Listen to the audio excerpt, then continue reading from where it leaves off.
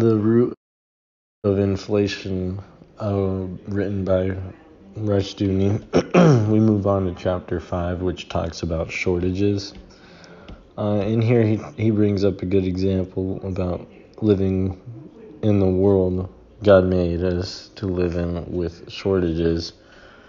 He talks about how Adam faced a world of radical shortages on day one of man's history. A shortage of tools, of housing, of furnishing, of tableware, and everything else such as that.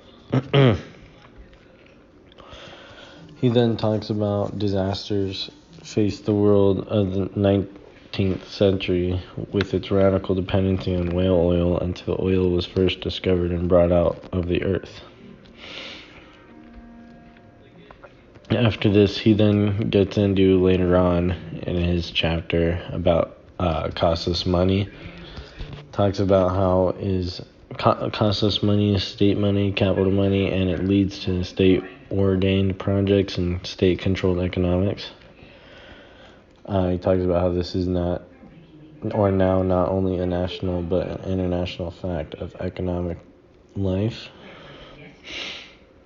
Later on in the chapter, towards the ending, he talks about shortages are less a problem now than they were in Eden.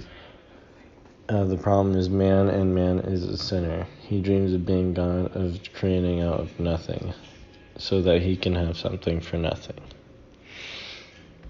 Moving on over into chapter 6 in the book with Rushdoony, he talks about in this chapter morality and economics. In the beginning, talks about how economics is inseparable from morality. Bad economics is simply left in the name of goodness.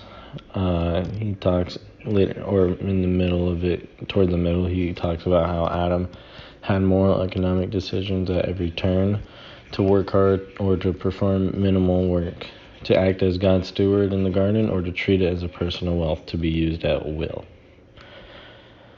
Later on in the chapter, he talks about how the economic development of the earth as God's kingdom was to begin in the Garden of Eden. And then later on in the chapter, towards the ending, he talks about how some would have us treat international service for new men as lepers. Most IRS men are perhaps deservedly to be classified as moral lepers. And how the state is not God, it is neither a creator, able to fit its finance to give something more than it receives. Then we move over to chapter 7 of Rushdoony's book. Here he talks about larceny in the heart. In the beginning, he talks about how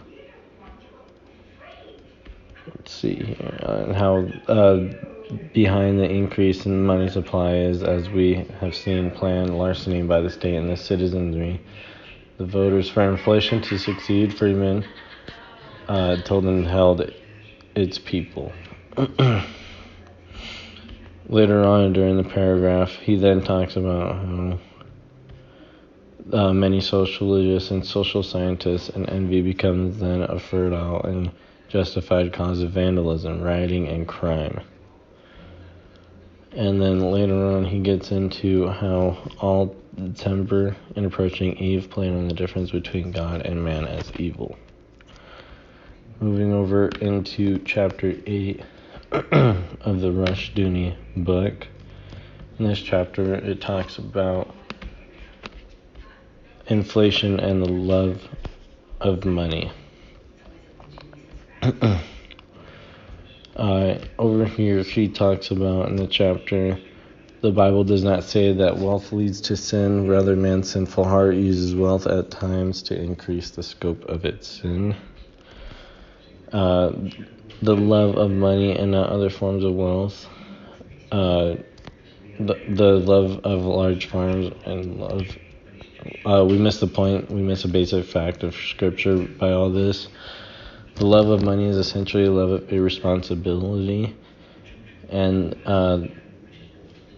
wealth and power. If I have $1 million in hard money, I am rich in a particular way. My use of that money can be responsible, but even then, responsibility is a rather two-edged thing.